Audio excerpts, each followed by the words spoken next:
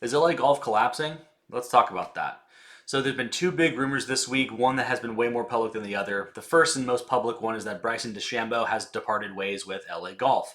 It has come out through golf.com and the founder of LA Golf that Bryson DeChambeau was trying to get 51% of the company via a new kind of business manager, business advisor from McKinsey. As of the understanding of the golf.com, Bryson initially only had 2% of the company, but was threatened to walk away from LA Golf as being an ambassador unless he received 51%. The founder of LA Golf decided, no, I don't want that, go kick rocks essentially, and Bryson DeChambeau has gone on his way. If you look at the website, he is no longer part of an ambassador program there, as well as the rest of the ambassadors for LA Golf seemingly have disappeared off the website as well, which doesn't bode for the second piece of this story. Um, but as we talk about Bryson, I think we got to go back to what happened with Cobra, right? He had issues with Cobra, clubs being crap, clubs being, whatever, and eventually Cobra has decided to part ways with Bryson. Bryson seems pretty difficult to work with for multiple reasons, but one of which is that his golf swing promotes really high speed and he has very odd specs for his golf clubs. I believe his 7 iron is like 28 degrees and then his 3 wood is like 11 degrees. And so, because of all of that, I'm assuming that the technological requirements and the requirements for to build clubs to spec for him are pretty crazy.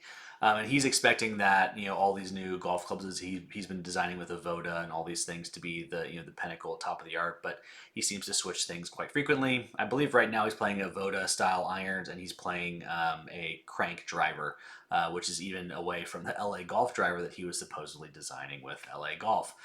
So to see that he's having difficulties with LA Golf, not necessarily a surprise to anyone from what I understand.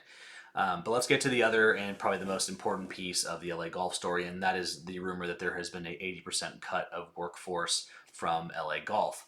And what that means for the company. So this has been confirmed from some anonymous sources from Golf WRX, Reddit, and a couple other places that they've laid off about 80% of their total workforce and have kind of starting to reshape the company.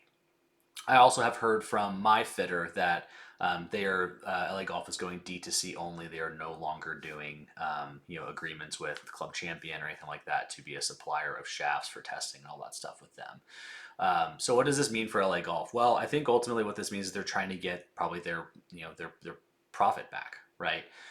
Keep in mind, LA Golf started primarily as a shaft-based company for putters and for woods. The A series, the DJ series, and the Bryson series were very popular wood shafts.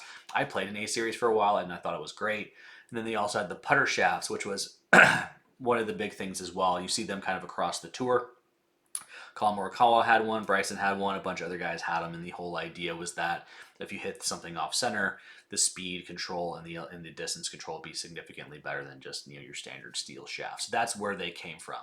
Where they ended up going though was probably part of the problem, right? So they initially built a driver with Bryson that Bryson didn't play because he was playing the crank now, and then they built a ball, and then they bought Sick, the putter company, as well, and they also had some irons that were coming out. So as a businessman myself, just looking at kind of the situation here, it seems that LA Golf has gotten over their skis in terms of building a whole bunch of different things for a market that wasn't ready for their product necessarily. And so what they're trying to do is probably go back to the core basics of their business model and sell shafts, sell things D2C, um, and ultimately hopefully stay alive. Frankly, at this point. Um, Ultimately, I think it's probably the best thing for them is to get rid of the ball and get rid of the driver and everything. The problem with those sort of ventures is one with the driver in particular. Like a lot of companies that are OEMs had trouble building good drivers when they first came out. PXG being a big one, Strixon, right? And they have way bigger budgets for R&D than LA Golf did. Frankly, PXG woods still aren't that great. And so to come out into the market and think you're going to do really well with a very premium priced product like the LA Golf driver um, was I think just a kind of a miss in terms of the market share. Buying Sick was very interesting because ultimately with Sick what they're trying to do is say, oh, Bryson plays Sick, we love that he loved that putter for a while, we're going to buy that, use the technology. It was the ascending groove technology, so higher on the face had the most loft, the lower on the face had the least loft. And from all reviews that I heard is that those putters were kind of bad. Also, another premium product, right? Very expensive, but essentially the putter feel was pretty bad. And if you're going to build a blade style putter these days and you're competing with Scotty, good luck. Yeah, just good luck. And then the golf ball. I don't know why you would try to build the premium golf ball in today's market. right? There's so many fantastic options. Strixon, Titleist, TaylorMade, all those companies, Bridgestone, just to name a few, all have delivered a fantastic golf ball. So to think that that was going to go well, I don't know what the thought was at LA Golf there. I think maybe they thought, yeah, hey, we have the Mize Touch, everything can turn to gold. And that just truly wasn't the case for them. So that's a little bit of a bummer on that side. I hope they go back to basics. Their shafts are still very, very good, and they are a fantastic shaft brand. But the question, to some extent, will be is that can they even stay alive in the first place? I actually had a buddy of mine who bought a couple of extra shafts just in case LA Golf does go under, so he has some backups. I wouldn't be surprised if that's the case. So, yeah, fingers crossed for LA Golf here. I do like them as a brand, but I think they kind of need to go back to what their core competency was, go back to shafts, and move forward with that. But let me know what you think of the story below. If you like this video, like it, subscribe for more, and I'll see you in the next one. Peace.